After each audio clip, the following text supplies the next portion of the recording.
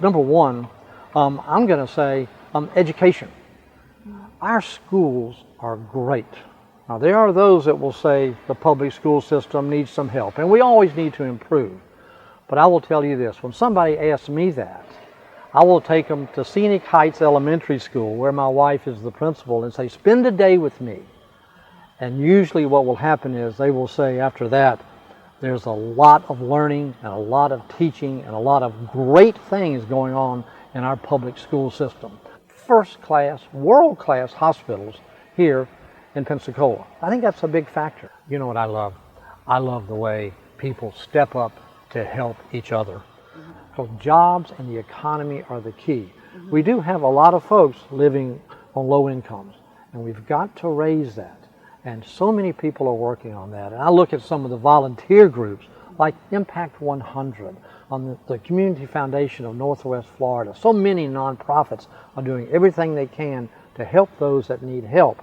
Years ago, people would say, there's just not much to do in Pensacola.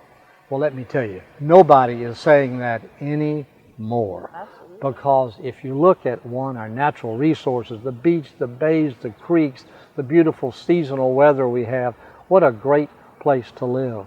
Look at our downtown. Look what Quint Studer has done with the Community Maritime Park. Look at downtown. Look at Main Street, Gallery Night. Palafox, for example, is now one of the 10 best streets in America. Sometimes I think we need to communicate a little bit better.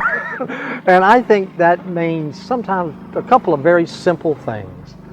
When we disagree, let's don't communicate via memo, through the press, tweeting, emailing. Let's get into a room and talk about it. One other thing that I do that is so much fun. There's an organization called Chain Reaction. I don't know if you're familiar with it, but it's an organization of high school juniors and seniors that are learning about the community and learning about volunteerism. I give about once a year a speech on civility. Because I do think, in answer to your question, there may be a lack of civility, not just here in Pensacola, but overall. Yeah, that's overall. And some of the points of that is just learn to say thank you, learn to respect each other, learn to accept each other. It makes no difference if you're city or county, rich or poor, black or white. We all have our opinions. We all have the way we think things should be done, and we should all be heard. And we should all respect what that other person thinks. Once a week, I say, in the afternoon, unplug every device that you have. Your iPad, your iPod, your phone, everything. Read a book, talk to a friend, go to the beach, do something other than being plugged in. And you know what the reaction usually is to that? What? They look like I'm an alien from Mars. It's good advice, though. That's well, fantastic. I think it's a good advice for all of us. I think Absolutely. sometimes we do need to go back to that communications piece where we talk to each other